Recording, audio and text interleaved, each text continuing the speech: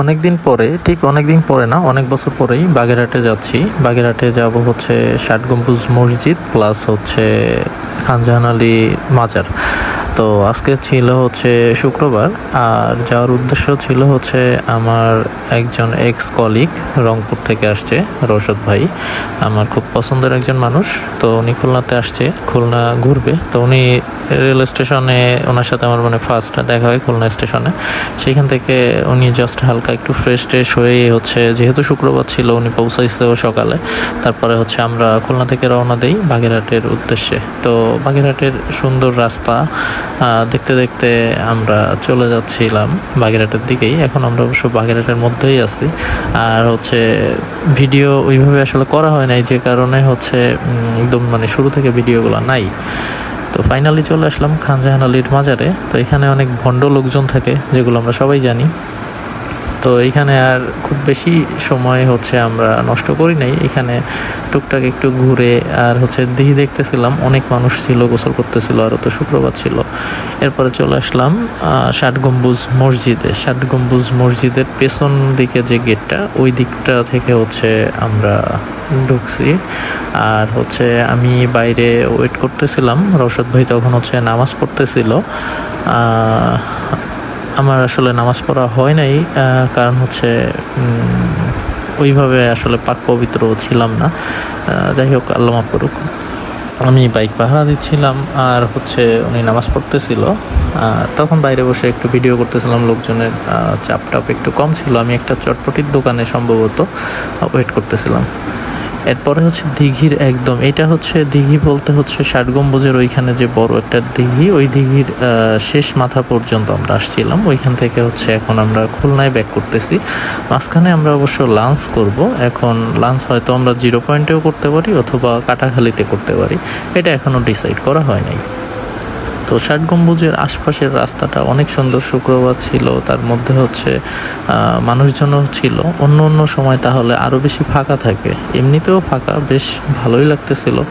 আসলে খুলনাতে তো আমরা এই ধরনের জায়গা পাই না, যে এত বেশি গাছপালা, তারপরে এত সুন্দর রাস্তা, সব কিছু মিলায় ভালো লাগতেছিল এই দিকটাও। আরও শুক্রবার ছিল, কিছু মানুষজনও ছিল। এই যে এটা হচ্ছে সেই পিছনের দিকটা, যেটা থেকে আমরা বের হচ্ছিলাম। একটু সামনে গেলেই হচ্ছে আবার ষাট গম্বুজ দেখতে পারবেন, তাহলে বুঝতে পারবেন যে এটা কোন রাস্তা।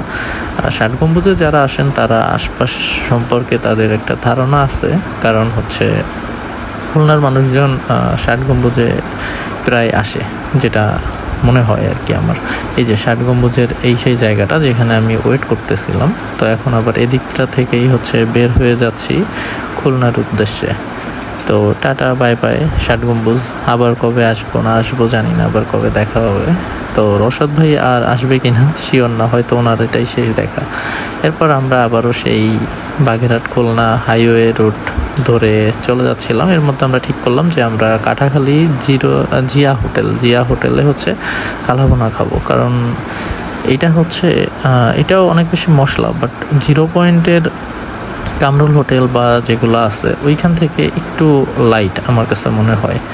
তো এখানে লাঞ্চ করে আমরা চলে আসলাম রূপসা ব্রিজেও অনেক বছর পরে হচ্ছে মনে হয় একটা ব্রেক নিলাম। ব্রেক নিয়ে দাঁড়ায় দেখতেছিলাম রূপসা ব্রিজ অনেক সুন্দর। এখন তো ওই সাইডে একটা রেল ব্রিজও হয়েছে। তারপর এখানে কিছুক্ষণ দাঁড়ায় হচ্ছে রশদ ভাই ছবি টবি তুলতেছিল, আমি একটু ভিডিও করলাম। তো দুপুরে অনেক রৌদ্রের মধ্যে রূপসা ব্রিজও ভালো লাগতেছিল, কারণ আকাশটা অনেক সুন্দর ছিল। এরপরে আমরা ব্যাক করতেছি খুলনার দিকেই, কিন্তু এর মধ্যে প্ল্যান করলাম যে না, হাতে যেহেতু সময় আছে, তাহলে আমরা হচ্ছে বটিয়াঘাটা হয়ে যাব, কারণ বটিয়াঘাটা খুলনার মধ্যে আমার সব থেকে পছন্দের একটা জায়গা। তো এখন পছন্দের মানুষ একজন আসছে, তারে অবশ্যই পছন্দের জায়গা তো দেখাইতেই হবে, যে কারণে হচ্ছে আমরা রূপসা ব্রিজ দিয়ে যাচ্ছিলাম বটিয়াঘাটার দিকে। আর আমি হচ্ছে যে দিকটা থেকে আসলে ভ্যান রিক্সা এইগুলো চলে, ওই লেনে ঢুকছিলাম, কেননা হচ্ছে রূপসা ব্রিজে আমরা একটু ব্রেক নিব এই কারণে। সো এই কারণে হচ্ছে এইখানে বাইকের স্পিড একটু কমই ছিল, কারণ সামনে একটা ভ্যান ছিল। আমি যদি দ্রুত যাই তাহলে ওর পিছনে আস্তে আস্তে যাওয়া লাগতো, যেটা একটা প্যারা।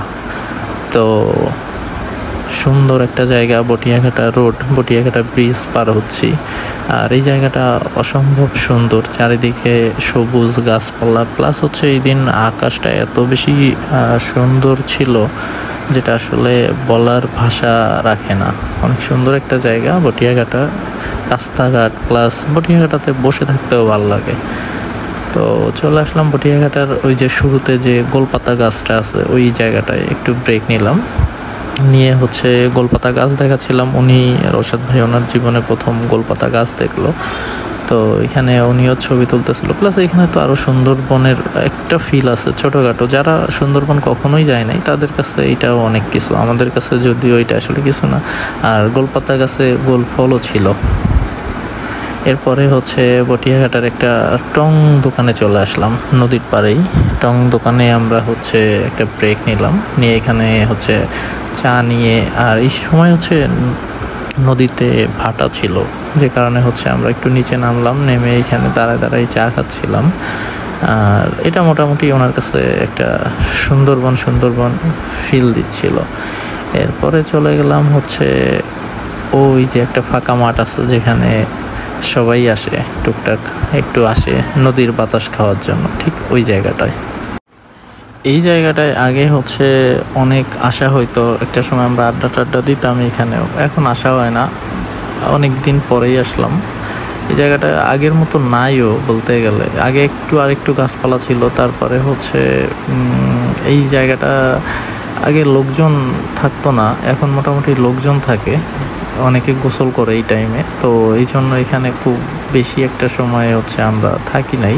তারপর হচ্ছে কিছুক্ষণ বসলাম, বসে হচ্ছে একটু দেখতেছিলাম যে কত সুন্দর এই জায়গাটা। আর এই জায়গাটা দেখতে দেখতে এইখান থেকে হচ্ছে আবার একটু সামনে গেলে রামপাল তাপবিদ্যুতের যে দুইটা কি বলে টাওয়ার মতো, ওইটা আবার দেখা যায়। তো এখন আমরা খুলনার দিকে ব্যাক করতেছি, আমাদের নেক্সট ডেস্টিনেশন হচ্ছে খুলনা ইউনিভার্সিটি। যদিও ওই দিন অ্যাডমিশন ছিল, আমরা ঢুকতে পারি নাই, বাট হচ্ছে যাচ্ছিলাম, আর ভিডিওটা পরে এডিট করা ছিল।